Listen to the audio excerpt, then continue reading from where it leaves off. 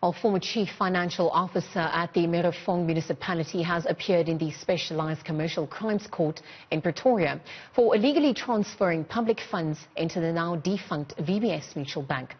Matthys Vinicus is accused of contravening the Municipal Financial Management Act by investing 50 million rand of municipal funds into VBS, despite knowing that it was fraudulent to do so.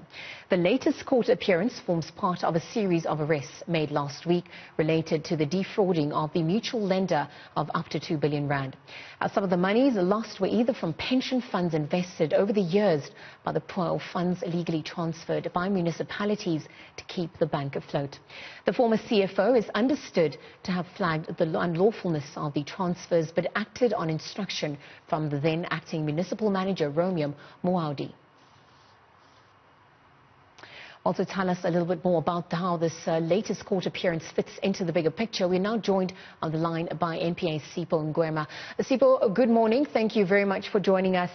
Just reiterate for us, when were the arrests made and who was arrested? What charges are they facing? Good morning, ma'am. Mr. Matthys Vinicus appeared this morning at the Pretoria commercialized crimes court in connection with charges emanating from the Municipal Financial Management Act for the breach of that particular act. This is, as you said earlier, in connection with the deposit of an amount of 50 million, which was deposited into the VBS Bank against the laws and instructions, the relevant instructions of FMA. So the matter now has been postponed to the 29th of July for plea and sentencing with regards to the transgressions that we mentioned earlier. Sipho, I'm just looking at what was issued in that statement where it says having flagged the unlawfulness of the transfers, but acting on instruction from the municipal manager.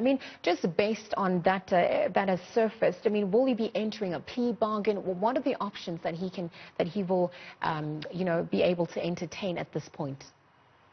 As I said to you, the matter is postponed to the 29th of July exactly for plea and sentencing. So those discussions are continuing and the matter should be finalized on the 29th of July.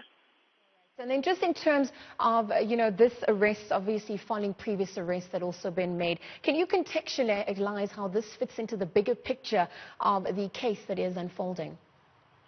Yes, we have said before that this is a very complicated matter. And we are dealing with it in legs. So this is the municipality leg of that investigation.